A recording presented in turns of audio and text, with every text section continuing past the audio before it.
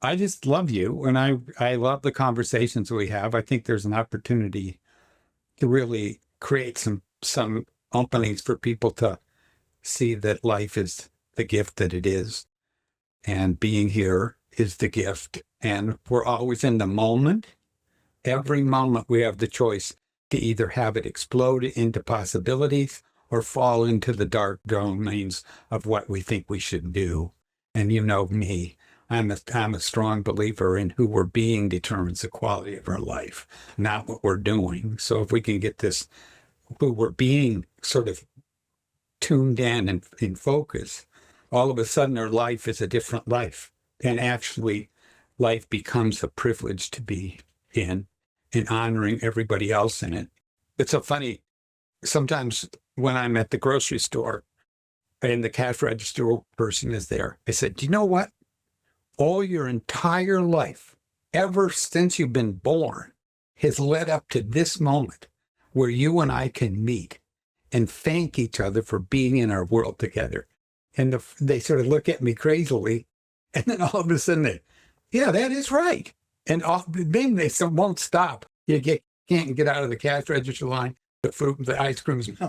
They start to share their idea about that. Yes, we are all on this planet together, and we arrived here for a greater purpose than what I think most of us think about. But so let's dance, sweetheart. Let's dance.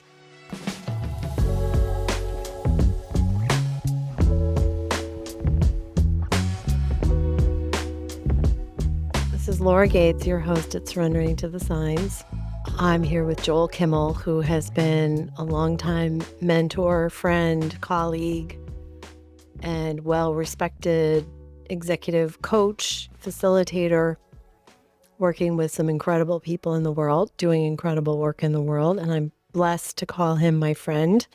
We were introduced by a mutual acquaintance who wrote one line in an email saying, the universe told me that I need to introduce the two of you. And we, of course, immediately arranged to have coffee. And I'm so delighted to be with you here today. I wish I was sitting next to you on the couch in your office with the view over the hills with the hawks flying by, because I feel like that's the environment where you and I have magic together. So I'm wanting to recreate a little bit of that magic for others today in this emergent conversation of who we are being now, and who we are being now in particular in these very disruptive and chaotic times. So thank you, Joel, for being here. Is there anything you want to say about who you are to start us off?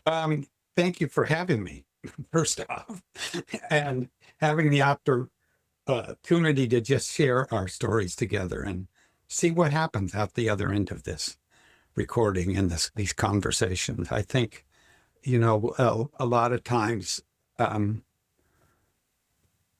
think a lot of times people listen to things and try to figure out what they should do because they listen to it. And I'm the observer and the believer of what is unfolding as we speak is an opportunity to see new possibilities on being in relationship with each other, not the right and wrong relationship, but the mutual admiration society relationship, where each person's contribution is present to be spoken of and to be acknowledged. So it is truly a gift for you and I to be here, even though we're not under the couch. I did have the gift a couple of years ago to be at your house, which is a magical place, sitting on all the crystals that are in the basement, and and so it's just an honor. So I trust the force loop that whatever unfolds here today will probably be useful I know it'll be useful to us, and I would imagine it will introduce the listeners to the people of listeners is a sort of a funny thing to say, but the other people that are in the awareness of this moment that we're creating together, even if it's on podcasts and all of that, we are here together in a way that allows us to experience being connected. And so, And I feel that energy still radiates out even on a replay for people who aren't sitting here with us. absolutely, absolutely. I was just wondering here with a big smile of what I should say about myself. Myself has lived many times. I had an event when I was 26, a skiing accident in Europe. I was preparing for a downhill race in the Alps, and I fell and I fractured my skull, broke my neck and back, and I was paralyzed and I was dead on arrival. They had to stop my heart 3 times on the way down the mountain. And the medical report said I was in a coma for 7 days. My experience is I was on the other side for 7 days with the spirits and the energy sources that we live in and hear about. And on the morning of the 7th day, they said, Joel, you need to choose to stay or go back. And as I looked down onto this plane and saw my body there, and I said, I'm staying. Why would I want to go back to that? And they said, well, you have a contribution to make. You should go back. And I said, so tell me 3 things I should know that will allow me to make the contribution you see I should make. And the first thing is, people were put on the planet because it's paradise. And it's paradise every day. And I said, I see. That makes sense. The second thing they said you should know is everything you'll ever need is everywhere always. And I thought for a second, I said, that makes sense, because if you're in paradise, you would have everything you need everywhere always. And then the third thing they said is all you have to do is ask and see how it's given. Not ask and it's given, but ask and see how it's given.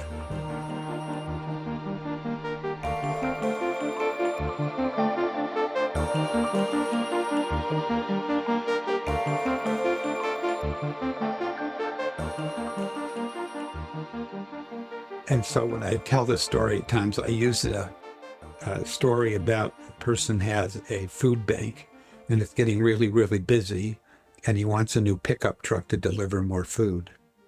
And the next day he comes out of the food bank and there's 3 wheelbarrows that someone left him. And so what he was really asking for was the ability to give away new food, and we're all seem to be stuck on the pickup truck. There was a moment, and I couldn't understand why I was still there. Well, I'll go back. This is hard to sort of express. But I kept saying, well, let me go back. And then finally I said, so let me go back and make the contribution you see I can make. And all of a sudden my awareness slid into my feet. My awareness melted into my body. And I was completely wrecked, physically, mentally. And I said to the spirits and the guys on the other side, I said, boy, you have a real sense of humor. It's like, here I am now, let's start the game. So the game started, and here we are. And can I just add, you were in the Vietnam War prior to that experience. So you survived Vietnam. Yeah, I did. And which is miraculous in and of itself. And then came back and was skiing in the Alps, had this accident. And I know from the story you've told before, there was also happened to be a doctor in the hospital trained on exactly the thing you needed to help you on a holiday where no one else was there to help, right? That's right. Sunday afternoon at 4:00. And there he was walking. He was in the hospital, and they rolled me in, and they got around the hospital network, and he said, let me come down and do an operation with Joel.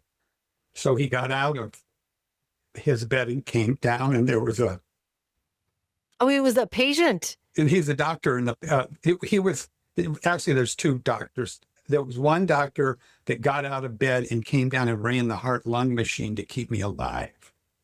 And the other doctor that had seen the hospital, visited the hospital because it's state of the art, and he'd been skiing all day, that was walking out when they were pushing me in.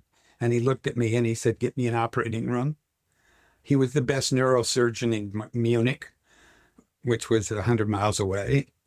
It just happened to be there. So I believe in magic. If you get out of the way it happens. So 14 hours later, they come out and they say to Judy, who was the married wife to me, we're not sure he's going to live, but if he lives, he probably won't move anything or be able to walk because he's broken everything in his neck.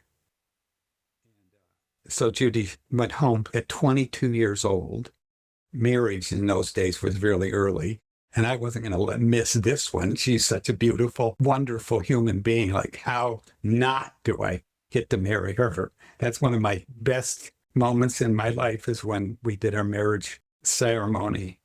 And I said, I, Joel, take you, Judy, to be the wife of my kids. As a matter of fact, Laura, we just celebrated our 55th wedding anniversary this year. And the next day, my 70th birthday party. Congratulations. So another message, I think, is don't take life seriously. So anyway, 14 hours later, they came in and they said, well, if he lives, he's probably not going to walk, but he's in better shape than we thought he was going to be in. So it just took time. I was there for 6 weeks in intensive care. They shipped me. Oh, this story could go. Excuse me. They made arrangements to ship me to Landstuhl Hospital in Germany, where all the people over in the Middle East get medevac through. But they had to get a Huey helicopter, which I was working on in Vietnam and all of that, to take me from the hospital to Landstuhl. And when they had me sitting in a wheelchair with big feather comforters on me on the sun, they always would put when it was sunny, they'd always roll me out onto the sunny deck to heal. They always were big on letting me. Right. Sounds very Swiss. Yes. And so, get outside in the cold. Yeah. And so, I couldn't see. I still had like vision problems. I could see like image colors and shapes, but not details. And when they were sliding me into the Huey, which was a whole nother thing about being in Vietnam, the captain, moved my shoulder. And he said, Joel, it's Captain Hinley. I'm taking you home. And he was the captain when I got shipped to Germany, working in a trucking outfit, that signed my documents to go to Garmisch. And talk about loops completing themselves like that. And so anyway, so that took place off. We went to Walter Reed I was in Landstuhl for 3 months with Judy. Then we went to Walter Reed, where they took me in and looked at me, and they said, oh my God, everything's broken. It's been broken like that. And so this little physical therapist woman, who was like 5'5", little teeny sweetheart, would take me every morning. And the first time she took me to the physical therapy mat, she got me on the mat and she said, roll over, and I could barely move my head. And she says, good. She said, good, great. You like to swim? And I said, I love to swim. They said, she said, good. So she took me to the swimming pool and put floaties on my elbows and on my knees and a mask and snorkel, and got me in the pool and started just letting me float around. And it felt so good because there was no gravity. It was sort of like semi-submerged. So she did that. She got to where she could put me in, and the other guys that were wounded from Vietnam were in there for rehabbing. And she just told them, she just said, just don't let them roll over. Don't let them drown. I'll be back in an hour or something like that. So eventually my fingers and my toes started to move. And then all of a sudden my body started to come back for 2 reasons. One, I wasn't resenting and fighting the fall, and that I did something to myself. And 2, that I honored the body for doing its best to allow me to heal. So she got me back the last day. She got me into the handrails to walk to her, and she got my wheelchair at the other end of the handrails. And she said, walk to me, soldier. And I walked, and I collapsed she caught me, so I collapsed into the wheelchair. And she put her hands on my cheeks and she kissed me on the forehead and said, you know what? You'll be just fine. And I've never seen her again. Oh my gosh. So angels, I believe in. You have angels Yeah. everywhere. So that was it. And out of that, I guess that moment of when they told me the three things, we live in paradise. Everything you'll ever need is everywhere, always.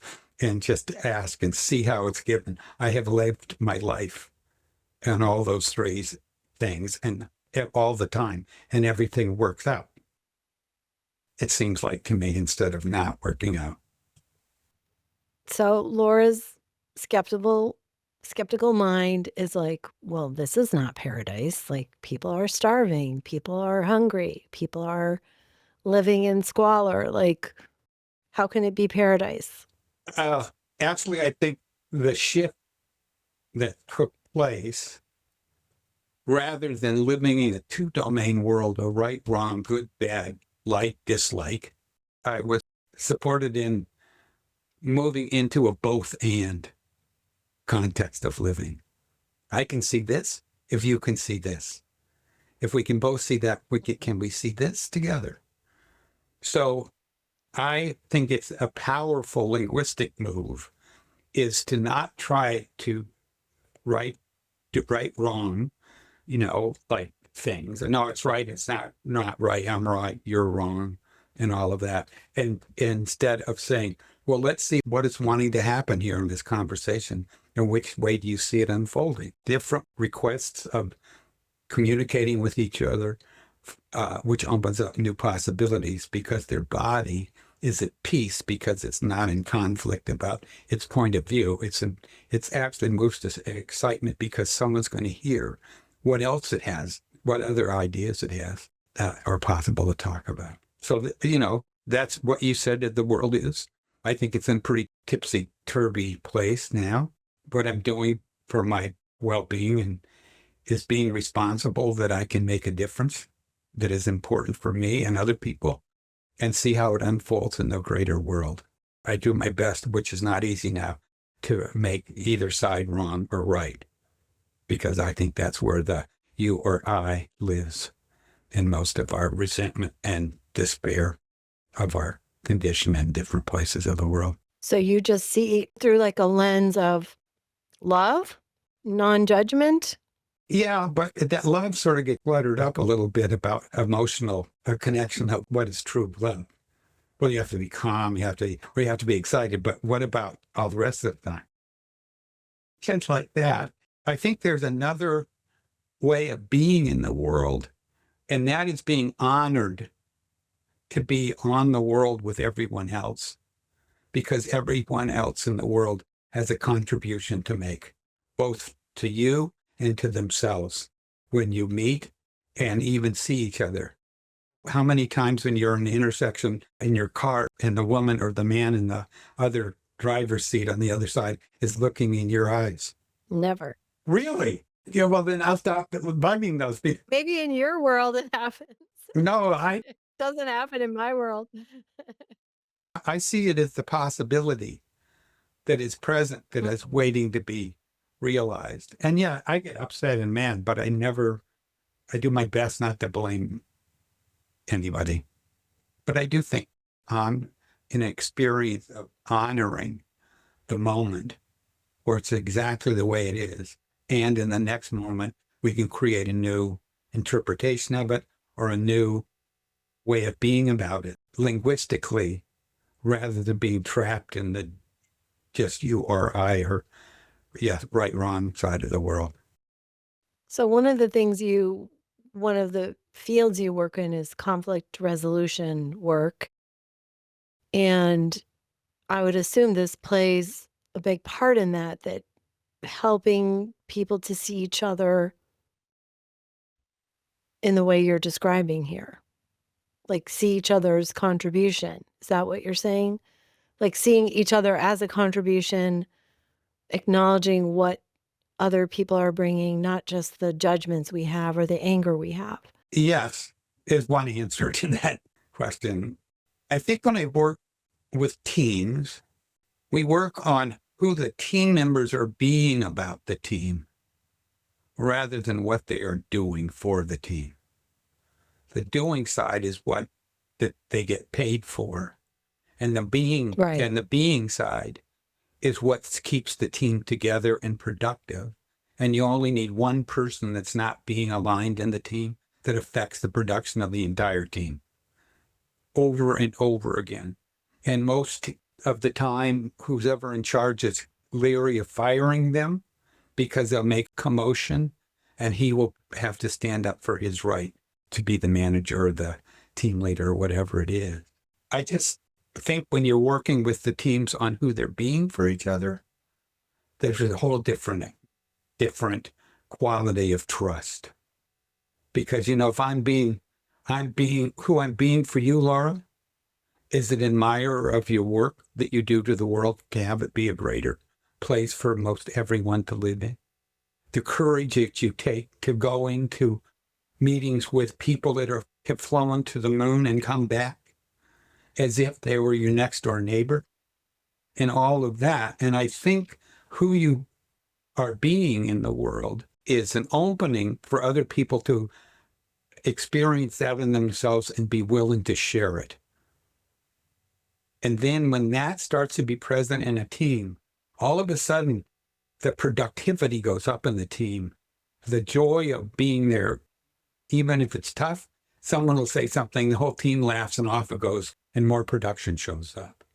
So I really do think who the team is being is more important than that. I work with families as well. And once they start to see who they're being in the domain of family, they can start to design a new way of being as a context for the family to move in.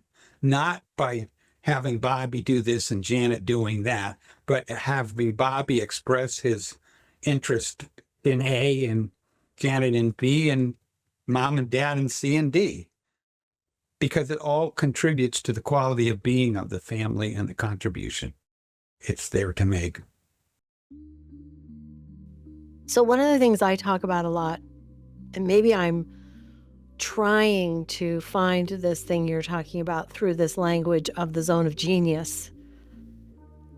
And I'm trying to help people connect with what they're being when they're doing, not just what they're doing. Or what I hear you saying is who they're being when they're doing.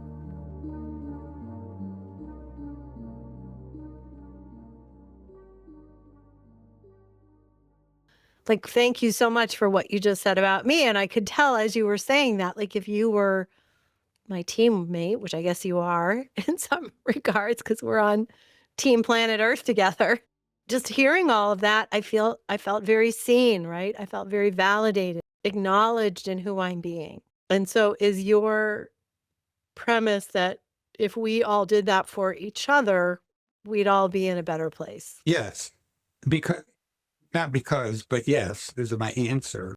I think most human beings have fallen into the trap of thinking what they do is what makes a difference to what's happening. Yeah, for sure. And listen to the things we say. Well, don't do that. Do more of that. No, keep that to yourself. All of that. And so that when the body hears what to do, it's doing its best to fulfill whatever the request is. Don't do that. Well, the body tries to figure out, well, how do I move so I don't do that?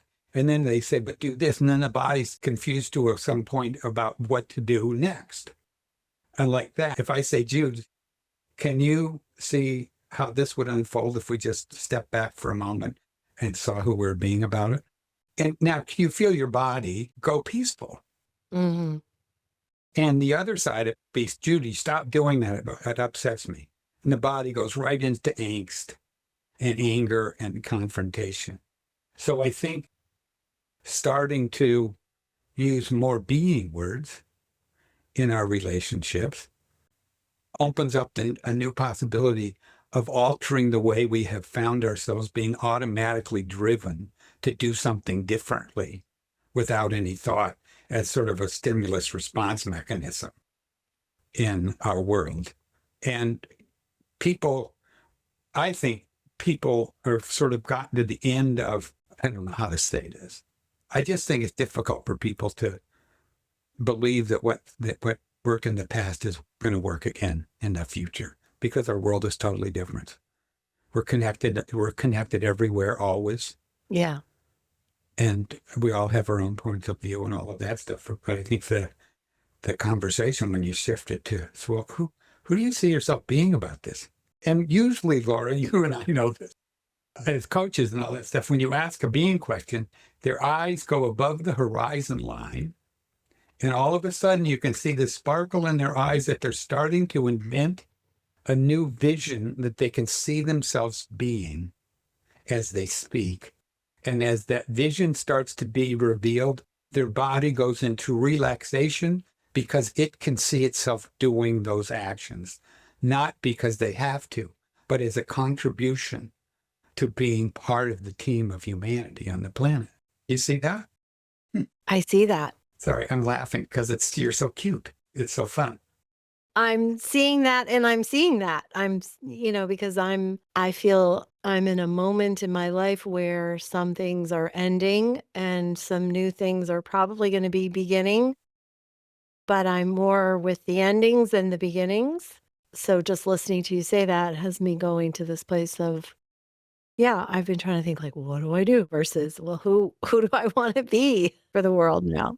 You're already being it. It's so funny. Right. I'm just going to say to the people listening, when you were just talking a second ago about who you can see yourself being, your eyes were looking up to the ceiling, and there's a huge smile on your face. So when people are with others and they ask them, well, who can you see yourself being, to have this not be a problem? And their eyes go up, just say, well, say more about that. And all of a sudden, Right. the more they can say the vision they see themselves having, the closer the vision is to being realized. But if their eyes drop below the horizon line, their head falls down, run. Not really. But be aware of what they're doing is looking into the doing side of life and trying to figure out what to do in a different way or the same way that happened before. And they say, why? When they're looking down, they're trying to they're in their rational brain trying to come up with a plan. Exactly. And the difficulty sometimes on the doing side is they're pulled by so many different times they've tried to do different things that didn't work. If they work, they brag about it because the body wants to celebrate. Well, I did something right. But when their eyes are down, they're like, and then all of a sudden, well, I think, which is really a great, when someone says, Right. excuse me, when someone says, I think, you duck. Because We've lost the thread because we're back to the thinking mind. exactly. Which hasn't helped us until now. Why do we think it's going to help us, right? I mean, it can help us solve a math equation, but yeah, I just think we're in the exploration phase of this new way of being a human being because we got caught into being human doings, where you got Yeah. where you did it better than anybody else. And that is good if you're on a quality team, but as bad as when you're trying to do it because you want the job more than Joe or Bill or Shannon. And so I think this is calling this new way of being with each other. I'm going to throw out something that we've never discussed before, but I've been hearing a lot is this idea that we're ending an age of materialism and entering this new age as a planet. And that where it's more about this beingness, this aspect of energy, this aspect of nature. I'm curious, because when I think about this planet as a paradise, I think, yeah, this planet is a paradise. And then we did all these things and built all these things on top of it. And if you and I have spent time with indigenous cultures and indigenous peoples in different countries who live very different lives, right? Who see the world through a very different lens, through a non-materialism lens. And I'm just curious your thoughts about that. Let's see. let me see. See what I'm asking is let me see rather than rather than let me think. Because let me see is a being side of the world. All of a sudden, like, let me see if there's something inside, something comes through for me to be expressed right yes. now. And I use it all the time when people ask me, what do you want to do?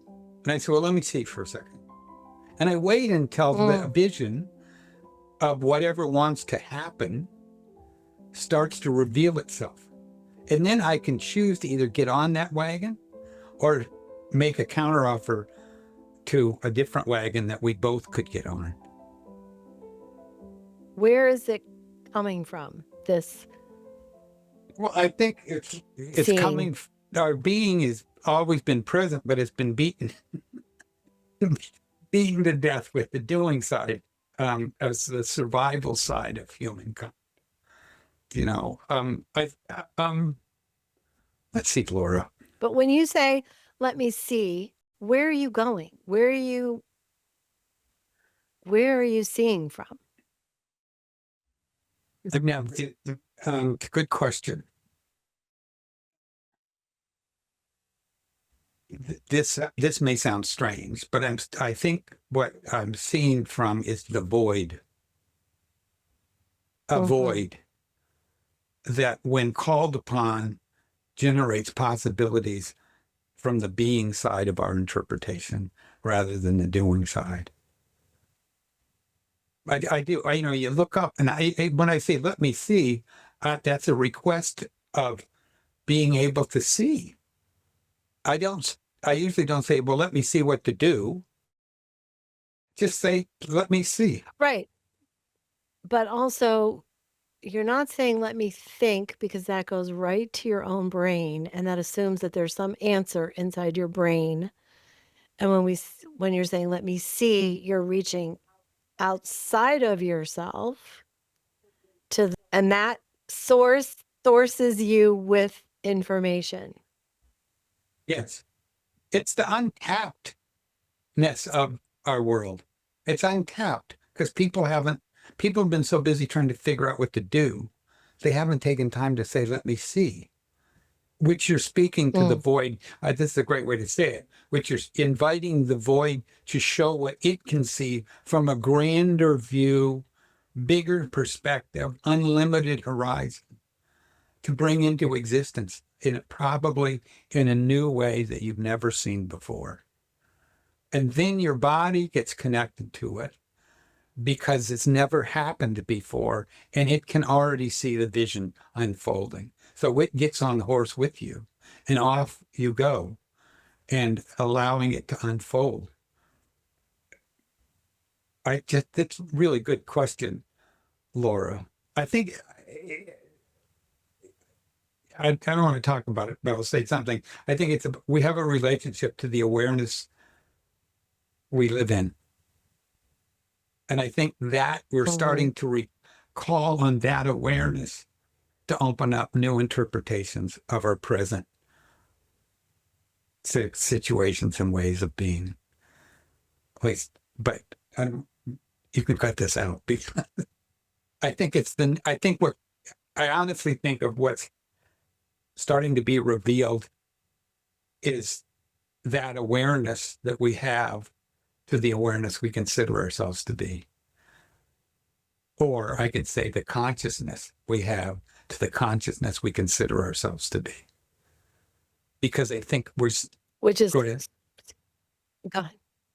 is so much greater than our own minds can imagine, right? Isn't that part of the problem? Is if we limit ourselves to what we think, we limit ourselves to what is within the boundaries that we think is possible versus being open to that awareness that might have other ideas for us or other intentions for what we're here to do or be capable of. I mean, not do, but here to be. Well, and express. Yeah. And I think our job is to allow it to unfold. Don't try to help it. And I think somewhere we've heard these suggestions, but then we jumped in, well, I can do this and I can do that. No, well, let's see if this is unfolding, let's see what's unfolding and what new actions can I take, new actions, not what can I do to support it, but what new actions can I see myself taking that would allow this to unfold for everyone. See the difference? So distinguish for me, what is it doing for my system when you say new actions versus doing? I mean, I feel it as you say it actually, Well, because I think there's just something about doing that has kind of worn us down, perhaps. I don't know. killed most of the creativity in all of us. Because if Mm, people disagree with what we should do, what happens? Wars. What happens? mm, Divorces. That's crazy. mm, And I think people are starting to become mm. aware of we just can't be doers. We need to figure out how to have meaningful conversations. Um, and ask me again what you asked me a second ago. So you were saying that it's not about what do I do, it's what next action can Or I what new take? actions can I see myself taking? What new action can I see myself Yeah. taking? And then you once again look into the void or wait for it to show up. And the conversation might go, well, I can see me taking these actions that would allow this to Mhm. unfold. Is that work for you? And then all of a sudden say, Mhm. yeah, because when I'm sharing my vision, you can see it in your own interpretation of the vision. And then our Mm. visions blend together. And then all of a sudden, the vision starts to become the director of the actions we take because the vision is generating the actions, not our mind. Would you call this intuition, Yeah, or are we talking about something else? I think it's both and. Um, I'm cautious to compare it with a lot of other stuff because most of the Right. intuitions, when you say intuitions, oh, the listening and the doing side, oh, well, all I have to do is this for my Mm. intuition. But on the being side, if I state, is it our intuition? I can say, let me see for a second. Stop the swirl and then say, oh, well, I can see it could be this way. Can you see that? Mm. So it opens up a new listening and a new interpretation for the doing side as well. Because when you ask them, can you see that? Their eyes look, sorry, another one. Their eyes Mm. go up above the horizon line and they say, yeah, I can see that. Well, and then I could say, well, say, what does it look like? How do you see it unfolding like that? And all of a sudden they are on the horse that they can now see riding into this new domain of allowing what wants to happen to happen. Yeah. Can I say one more thing? On the Yeah. doing side of life, you write to-do lists. And on the being side of life, you write to have happen lists. To have happen lists. Yeah. To have happen. What I'd like to have happen is, in a way, to allow, we should frame this one up a little bit, Laura. Yeah. Rather than writing to-do list, I would suggest it's better to write a have happen list that would create a context to allow what's wanting to happen to happen. Make sense? Mhm. So I What's wanting to happen, happen. So what's already wanting to come through, in other words. absolutely, and we might not see it yet. That's when what's Mm. wanting to happen. If you can stay peaceful with it, all of a sudden you'll start to see what's wanting to happen. Oh, what I see wanting to happen is this. And doing that, I can see we can take these actions. Can you see that? And becomes a visible thing. I wrote a have happened for this conversation today, last night at 2:00 in the morning. This this new way of being uses me when it wants to use me, not when I wanted to use me. So the 2 a.m. was The 2 a.m. was, the time that you were going to write this now down. this is the time it wanted to write it down.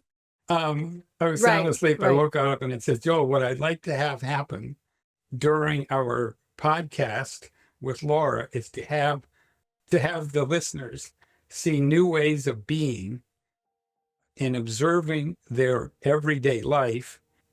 That I have to, it's 2 o'clock in the morning, in their everyday life, and perceive new ways of being as it unfolds.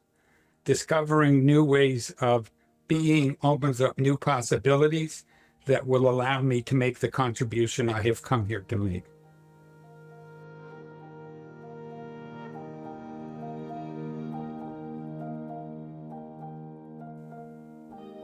How are you doing? That's lovely. When I go, I think we're doing well, good. when I go into meetings, I write a half happen before the meetings, especially when we're working with families. I'm working with this amazing woman. We've been working for like 25 years, and it's like a magician. So I write a have happened at breakfast of the first morning, and they're usually 2-day meetings. And I write it, and then I read it, and then we put it away. And then at the last of the day, second day, she writes it up on the wall, up on a flip chart. And they said, where did you guys get that? It's all happened. And then she goes, well, I don't know. Joel writes this stuff down, you know. But my point is not about me, but if you start to write what you'd like to have happen in a way that contributes to another, that will allow X to unfold, it usually happens. Like I did a Art of Being webinar a while back, and I asked everybody to write have happens, the things they'd like to have happen as a result of being in the webinar. And I said, and don't do anything, because when the minute you try to make a have happen, it becomes a to do and it goes in the clinker. So, and then just put them away. We've all done this. And then at the end, last 6 weeks later, I asked them, bring your have happens. And I said, so who wants to read one of their have happens? And a guy reads his have happened. He says, I've been trying to buy the company's lot next to my company. And he was threatening me suits. And he came to me 3 days ago and said, Joe, I will sell you that for less than you want to pay for it. And I appreciate you being able to take care of it. Goes on and on and on. In Wow. business, a guy was an insurance person. He says, what my have happened was to have $2 billion clients that will allow me to make the contribution, giving them insurance that protects their family in a healthy way. 2 million, he got him. The last one, there was a woman there, and I asked her, I said, what's your have happened? And she says, well, my husband and I had been working on getting pregnant for 3 years. We've done everything. And I said, what was your have happen? And she says, what I'd like to have happen is to have a relationship with a young person in a way that it experiences being loved and cared for, and that can live in a world of peace. And I go, what happened? And she said, pregnant. No Yes. way. And now she has 2 kids now. But she says, I'm pregnant. And and they didn't do anything. They didn't. So I think when you start to write have happens, and I'll send you a doc you can put, or whatever, but there's a way of, Oh, yeah, that'd be great. a way of writing them that lets it happen. And then you don't do anything with them. They always come true. So 99%. So when I hear her description, it wasn't, I want to have a baby happen. It was, I want to be in a loving relationship. Like it was the being part, right? When they wrote there to have happens, you take want out. What I want, no, take the want out of it, because that's the doing word. And take all the doing words out of them, like forcing, searching, concentrating, rushing. We do the being versus doing words, or the doing words are in one column and the being words are on a column across from the doing words. And the doing words is forcing, and the being words is allowing. Doing word, searching, the being word discovering, concentrating, being word observing, rushing, being word lingering, making, being word unfolding, controlling, being word emerging, getting, being word having, looking, being word seeing, doing words to-do list, and on the being side is to have happen list. Did you feel any difference in your body as I was going back? Oh, yeah. Yeah. Because I'm often rushing. I have to-do lists. I have a lot of to-do lists. Yeah.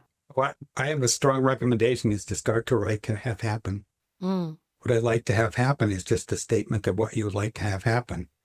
That makes a contribution to another in a way that would allow them to experience something. Is this in your book, Joel? Yes, it is in our book. The book is called Self, the Vast World Behind Our Words. It's about how we got here linguistically, not psychologically. And you can get it on Amazon. People who have read the book, and I see them in person, and they come with their book, and it's got little stickies all over it sticking out. Because the way the book was written is about, there's three different parts. One is the observer being the observer of the book, and how you are observing you reading the book, because that determines a major quality of it. If you're reading it skeptically or reading anything skeptically, what's the possibility of new things that show up? In their pull quotes that are little paragraphs that have put in a corner of the page. It says, words we speak, questions we ponder, and language we listen to shapes our perception in the world, both in that immediate moment and in the course of the next few years. And the book is full of this. And I'm acknowledging Judy, my wife, because she wrote it. She made it all fit together, and she's a goddess. So. Yeah. Well, this is what keeps you together 55 years later, is that you acknowledge each other for your contributions of who you're being in your marriage. Thank you. It's been a gift. And it's been through tough moments, She saw me when I fell in Germany. And then she had a dream about it that night. She made herself not wake up until she saw me getting taken care of, going off the mountain in her dream. She's talking about powerful woman. Oh, really? And I have two daughters. We have two daughters. Extraordinarily powerful. And the only three rules we had for them is be where you say you are. Don't hurt yourself or anyone else. Do your homework. And it worked out. Roaringly successful in all their domains. I mean, Laura, anything else? I love you more now. Joel, you recently had an experience not too dissimilar from what you described in Germany, where you actually had to use these tools again. So do you want to share with us what happened to you last year or this year, earlier this year? So the incident was, I'd been on the road working for a week, and I got home. Judy was over at our daughter's place taking care of our grandkids. And I got home late on Saturday night, some flights from somewhere. And I got up the next morning to go for a walk. And when I work, I have a work watch and an Apple Watch at home. And I got up, and I was just going to go for a walk. And I started to put on my dress watch. A little voice says, Joel, put on your Apple Watch. I said, no, it's all right. I've done this walk 1,000 times. And it says, please put on your Apple Watch. So I listened. I put on my Apple Watch, and off we go. I come home an hour later, and my man's cave is sort of under our carport. And there was something I was trying to get out of the man's cave, and it's up 6 steps. And then you go into the man's cave. And so what I wanted to get, I could reach by being halfway up the stairs. And I got it. And instead of turning around, I started to back down. And the little voice in my little being said, Joel, turn around and go down frontward. I said, no. It's easier for me to go down backwards because I'm halfway in the middle of the stairs. And that says, no, please turn around and go down frontward. And I said, no, I counted the stairs. So that conversation. And I start going down backwards, and I miscounted the stairs. And I stepped down, and I landed on my knee, and it pushed my femur right up through my pelvis and destroyed my entire pelvis on that side. So my Apple Watch went off. This Apple Watch story. My Apple Watch went off and says, "Are you all right?" And I said, "Yes," the first time because I didn't know what had happened. And then it came back and said, "Are you sure you're all right?" Wow. And I am not all right, I said. And it said, and then it said, "Are you still at 351? Da da da da." And I said, "Yes." And a couple of other questions for my well-being. And the little Apple voice said, "Wait, 1 moment, I'll be right back." And it said about a minute later, she comes back. She says, "Joel, the fireman will be there in 5 minutes and the ambulance will be there in 15 minutes. Don't move."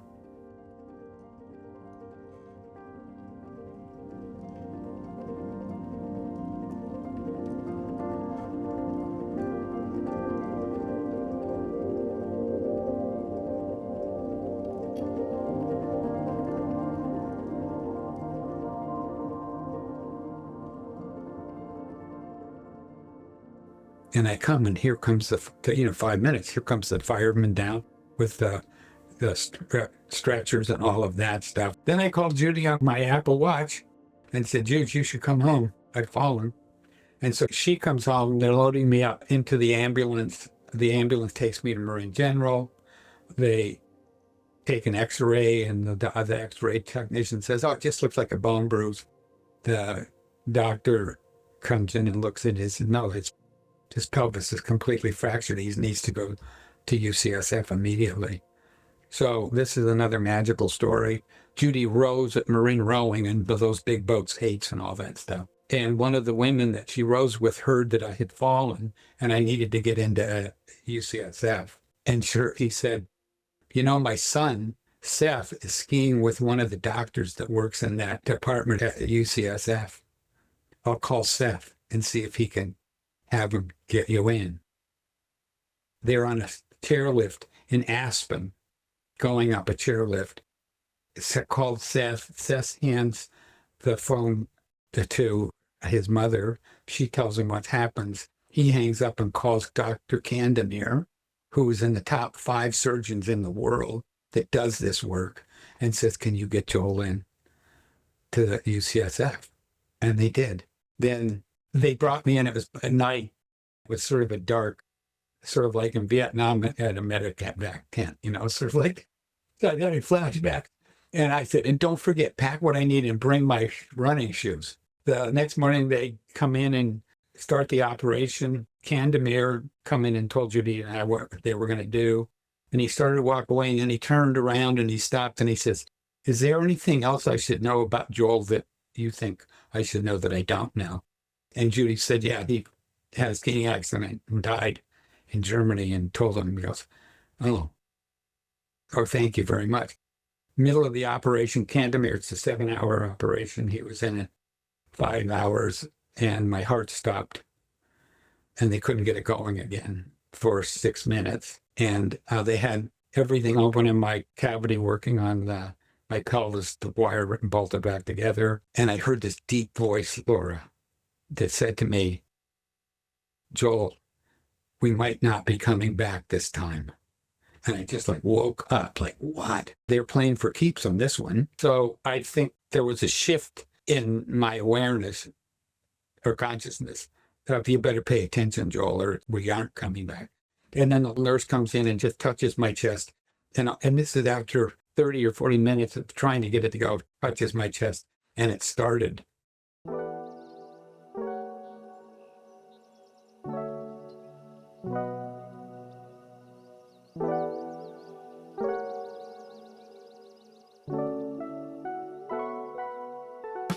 So anyway, that was it. Having been on the other side, I experienced really being gone again and coming back again. And then what flashed is if I didn't come back, all that I would never see again. And so I just did my best to be present. At one point in that, my screen, we all have our screens in our head. It's all full of pictures and all this stuff. My screen went black, which I'd never experienced that before. That's like, it's done. So that my screen went black and flashed for just a second or two. And then all of a sudden the screen lit up again.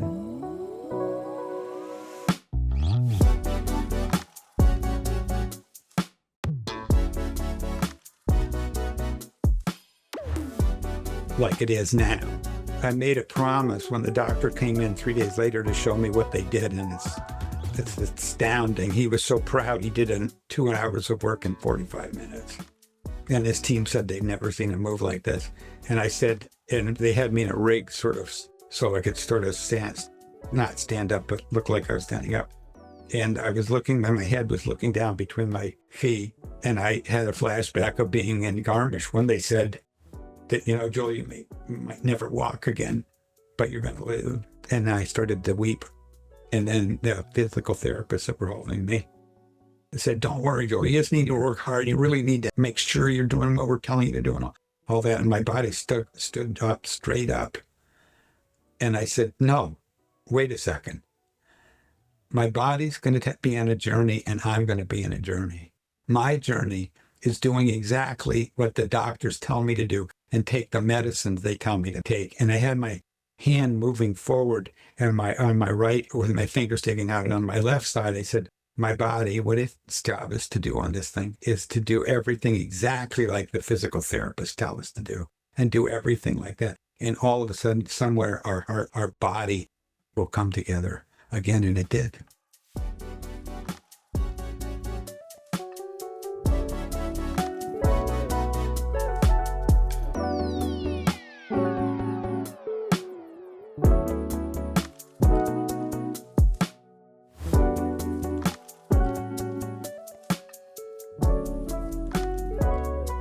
Here I'm walking around. I just got back from PT this morning at the rowing club. So I think the punchline is that we are a hell of a lot more powerful than we give ourselves credit to be. And the one promise I made to myself in this situation, I promised I would never make myself wrong for having the fall. And I promised I'd never make my body wrong for not getting better. And doctors couldn't believe anything. My body was healing. My walking was starting to work. It was like I was in bed on my back for 3.5 months. But all of a sudden started to walking, and things started to work. So. And you were writing those notes? Every night I wrote a note. Every night you wrote a note? Yeah, every night I would write a note. I don't know where it is. But yeah, what I'd like to have happen tonight is to have my body find a way to sleep in a position that would allow it to wake up in the morning with no pain. And I'd wake up in the next morning and there was no pain. Every night I wrote one of those happens. So they're powerful. They're very powerful. And we should listen to what we say to ourselves, because our body's doing its best to have it be true, even the bad stuff. So. Right, because we often are saying, like you said, I promised that I wasn't going to make myself bad for what happened, right? You could have judged yourself and beat yourself up. And so I think there's something to that. Yes. Yeah, I'm positive there's something to that, because I think it's sometimes in our lives, we're our worst, best enemy. We'll pick on ourselves for not doing a minuscule thing, not, misspelling one word in a 1,000-word document. Oh, but I missed the word. My thing is acknowledge, I see that the word was misspelled, and I think I'm still really proud of the document. And I am. But take the butt out of your life, and it all turns it around. I learned that from you. I change my butts all the time, thanks to you, and make demands. Thank you very much. Very, very much. That's great. Good. It's incredible, the parallels to your Germany experience, to this most recent experience where the doctor just happened to, someone's on a ski slope, a doctor just happens to be available, like all those similarities. So that voice, there's the Apple Watch voice, but then there's the other voice that was guiding you. What is that, do you think? I actually think that voice that guides us is our being as an entity in our awareness that we can always count on to tell us the truth. I haven't looked at that, but I think it's our being, and it's doing its best to be heard now, probably more than ever, because a lot more is at risk. I think most people's lives are spent doing things so they can be relieved that it's done, rather than doing it differently or something like that. I don't know. I do think I think it's our being voice that lets us be. I just got that lets us be our being voice. And and I think if we just found ourselves, in AI and all of that stuff, I think it's going to be an astounding contribution. And at the same time, we need to make sure we're being an observer of it as it unfolds, rather than believing it because someone's saying that's what's happening, like that. You said something earlier I just want to go back to. A couple times you mentioned being in the swirl and getting out of the swirl. Can you say a little bit more about that? In the book, it's really sort of great because it's about the linguistic swirl we're born into. That's all we know from birth, like that. And let me see, how can I say this? The linguistic swirl is three elements of our awareness.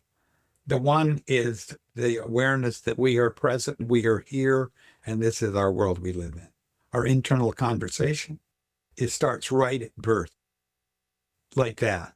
The second, to think about this for a second, the second, I think, is the most important part that people are blind to, is the role the physical body plays in our life.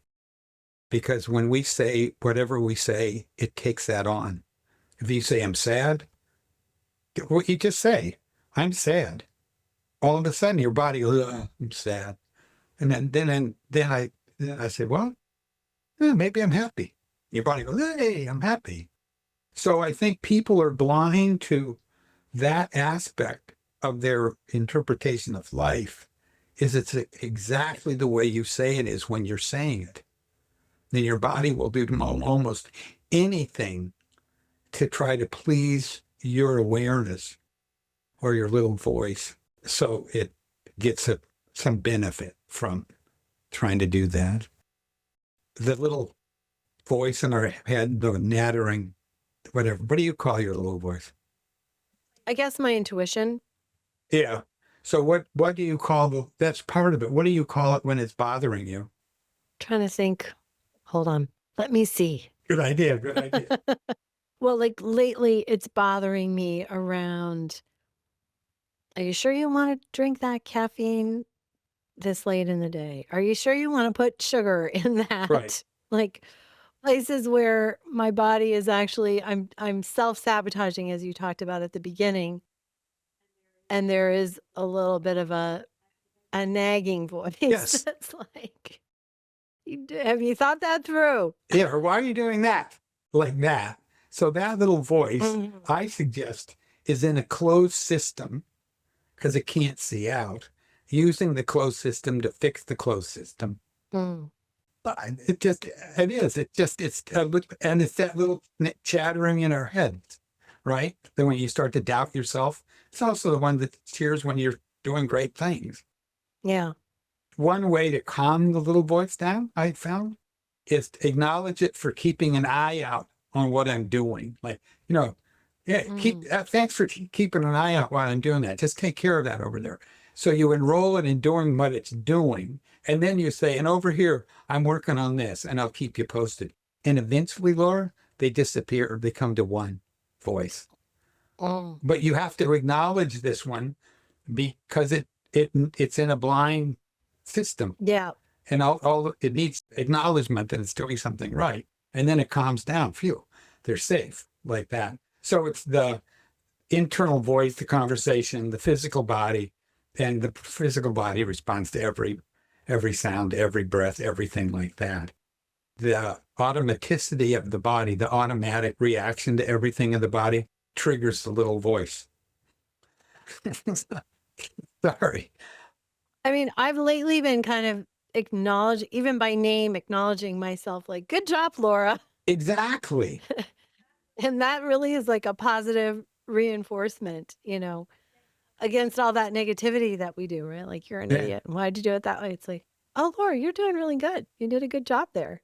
Yeah, and that I suggest anybody that's listening to this starts that practice, is to acknowledge your little voice for doing the job it's doing, letting it know that you're just going to be over here doing that, which might be different, so that the voice is honored and taken care of, and then all of a sudden becomes it's cool. Then all of a sudden it becomes the observer of what you're doing over on the being side. And then all of a sudden the two domains meet.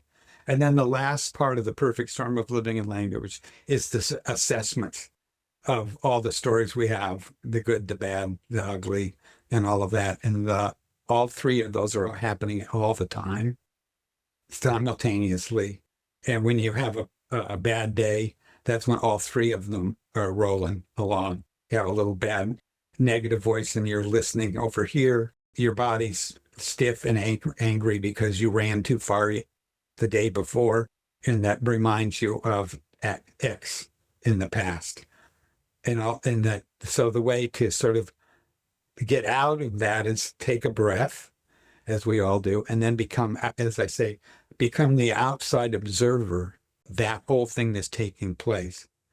And then see what you'd like to have happen and make that request, including all three of them. It goes on, but it's in the book. That's what the book was written about.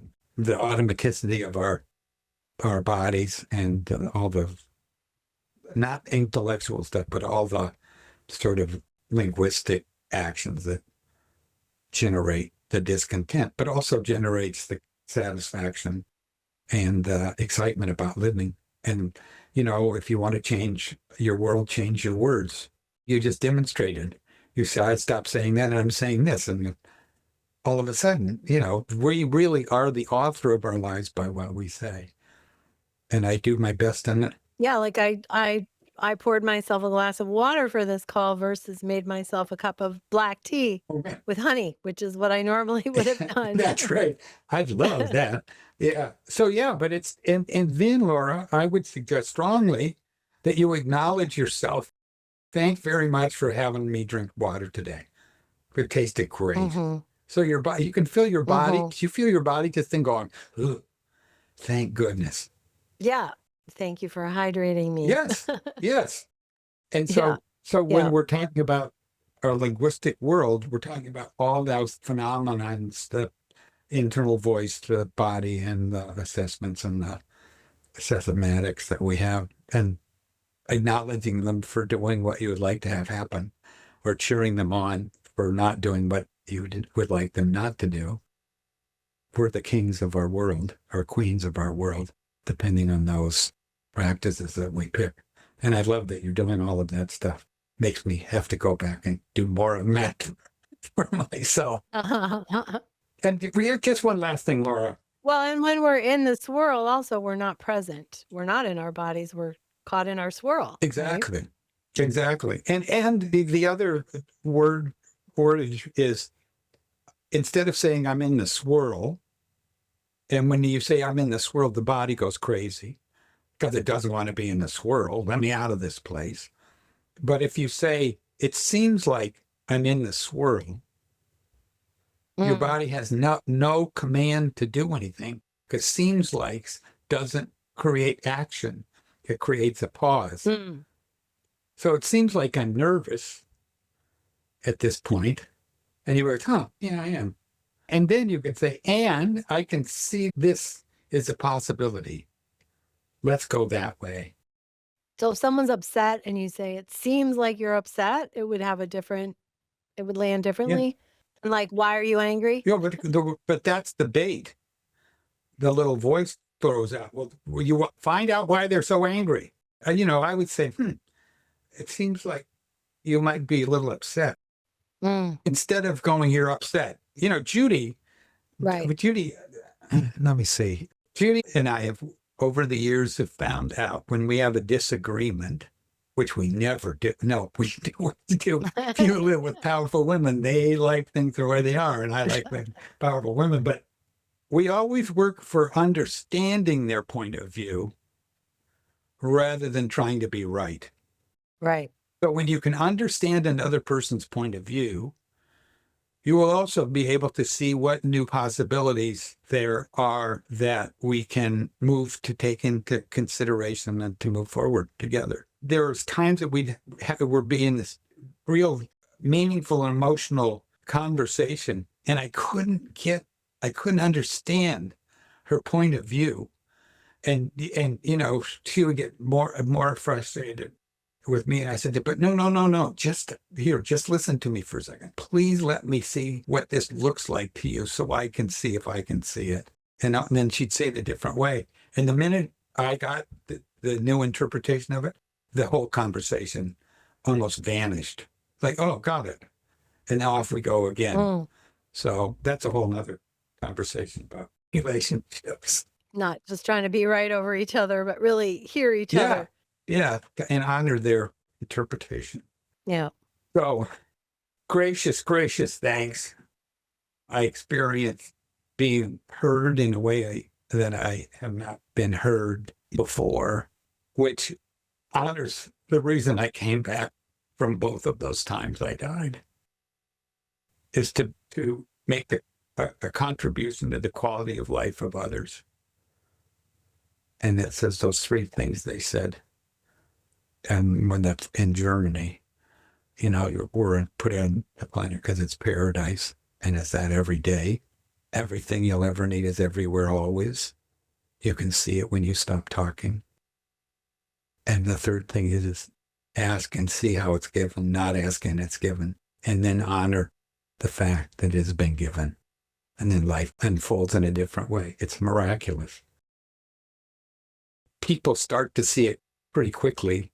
Like you making yourself a plain glass of water today rather than tea and honey, and acknowledging your body. And I would predict over here, your body's at peace and enjoying itself. So, yeah, it's not even complaining about the water. It's grateful. Exactly. So I think that's it. There's lots more, but. I want to say, first of all, I am very grateful that you came back both times, at least. And I think there were probably a couple more. I think you had to have your heart stopped and started a few times along the way as well. And I know that you have made and continue to make a huge contribution, not only for your family, but for many families and many individuals in the world. And it's funny because if someone said, well, what does Joel do for you? I can't even answer that question. Like, Joel and I talk and I feel better and I hope he feels better. And we both leave more enlightened than when we started. And what are we doing? I don't know. We're just being together and talking to each other and seeing what emerges. And so hopefully what emerged today will be helpful for others from the many aspects of what we discussed today. And I'm just so very grateful that you're here and in my life. And it was so delightful to have you and Judy in my home because you're both amazing. We'll have to do a call with the three of us and you can talk about Peru and crazy things you've all done in the world. But thank you for being in my life, Joel. So grateful. Thank you, Laura. I know it when the first time we met, there was just this bonding, like, oh my God, she's brilliant. Brilliant in all domains, not just in one or two, but no, you have a big breadth of being able to see and be with people in a way that they experience themselves being more competent and more appreciated. I think that's our job on the planet. Thank you. And I feel like we meet people and we just know like, oh, I know you.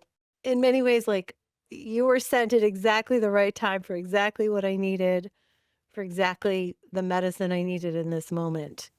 Kind of to remind each other why we're here and what we're up to. Yes. I have a little exercise when I'm really being crazy. I go and stand in front of our bathroom mirror, my bathroom mirror, and I look square in the mirror, and then I wink at myself. And when you wink at yourself, you can totally get that you are the source of that guy winking and back at me. So it's very, very, very, I very love great. that. And one other thing, Laura, because I think it's very accurate with you. When I was in Sacred Valley in Peru, I got awakened at 3 o'clock in the morning by my voice, and it said, Joel, Sacred Healers.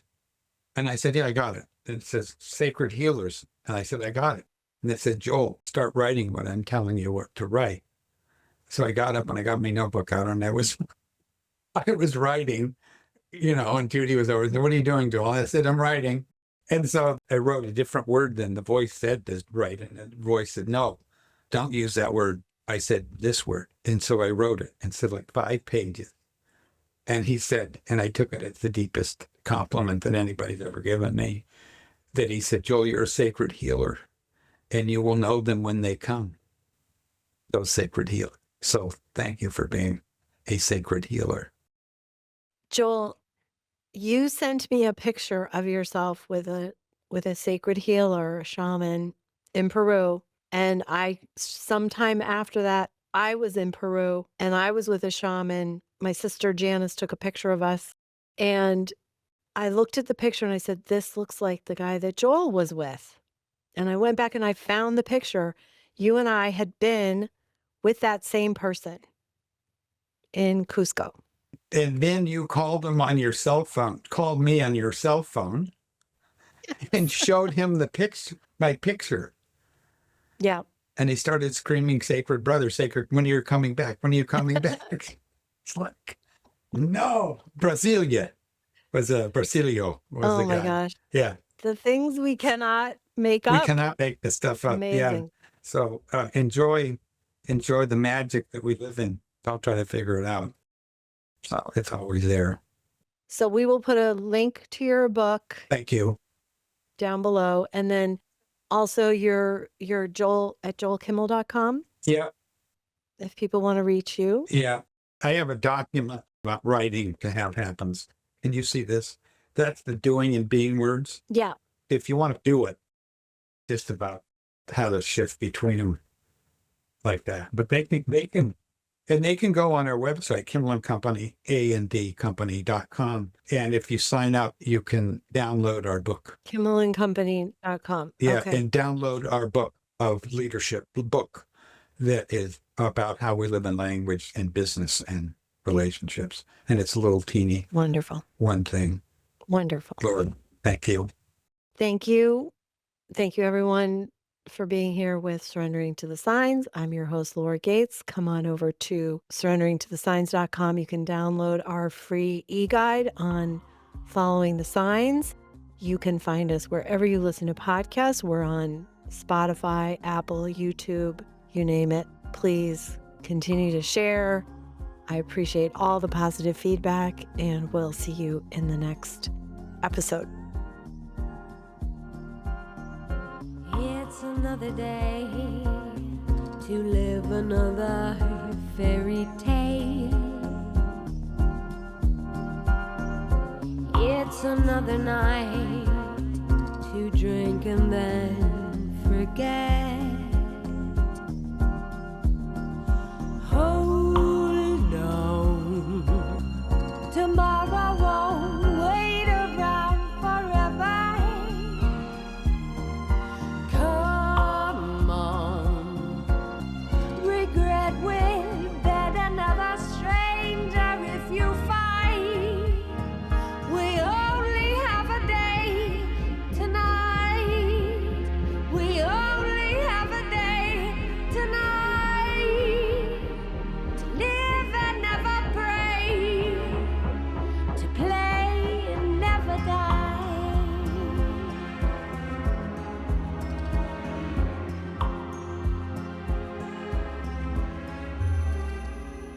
It's in the book of stars, the dusky twilight in the